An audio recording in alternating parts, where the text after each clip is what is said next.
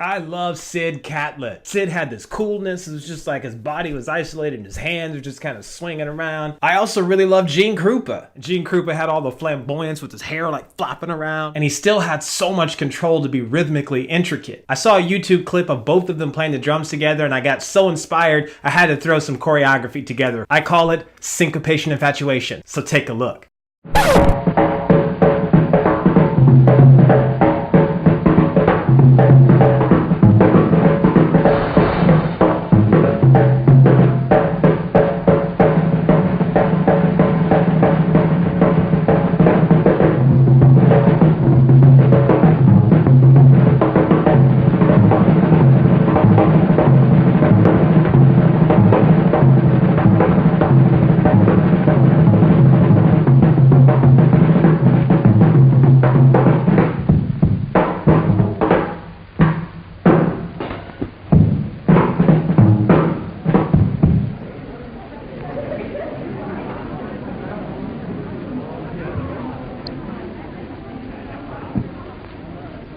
Well, what do you want? I want the sticks.